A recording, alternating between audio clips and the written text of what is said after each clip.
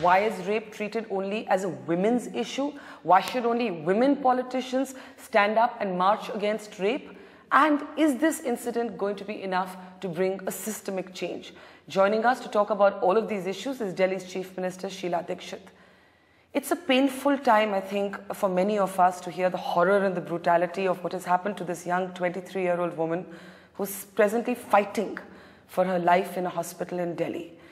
Not just beaten up and assaulted, but raped, a metal rod used to violate her, left stranded on the streets of Delhi, raped in a moving bus. I mean, it's tough to even describe it. It's an unspeakable horror.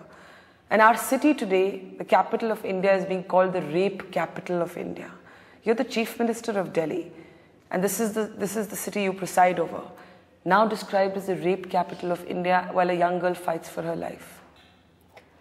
Barkha ji, I mean, this is about the most painful thing that I have seen happening since I've been the Chief Minister, or even as an ordinary citizen.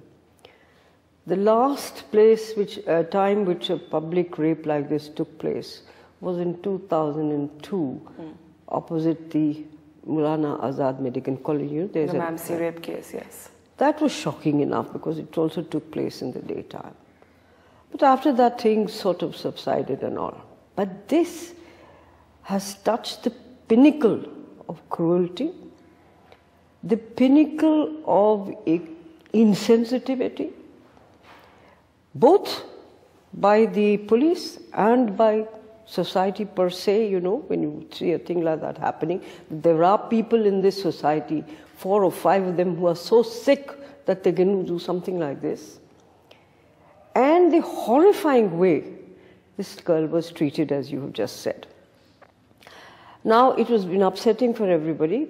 Unfortunately, I do not have the police under me. But the first thing I did that very morning when I got to know about it was that we had set up some fast-track courts. Though it had been sanctioned in October, but somehow, you know, they weren't lying there. I wrote to Mr. Murugesan, the Chief Justice. I spoke to him. And I must say that he did it by the evening. He said, we've set them up. Now, we just have to. We've passed the notification, now we do it. So that's one way of looking at it, that trials like this happen very quickly.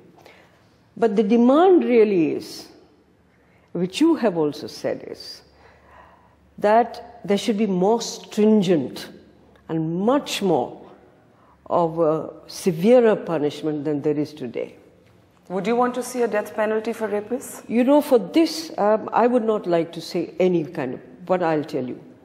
2 days ago, we called all the big NGOs and women working in women's field, including lawyers, including vice chancellors of universities, and of course, Mr. Neeraj was there. The police commissioner, yeah. And all of them, like Indira Jay Singh was there.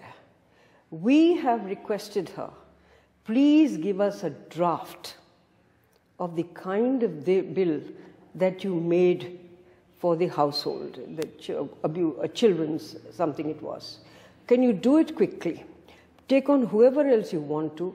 We will have this draft bill made and see what comes up, so that the draft bill acts as a deterrent. The punishment is enough to act as a deterrent, and people feel afraid of it. And I hope that will be ready. Then we will send it to the central government, because, you know, the laws are made by the Ministry of Justice.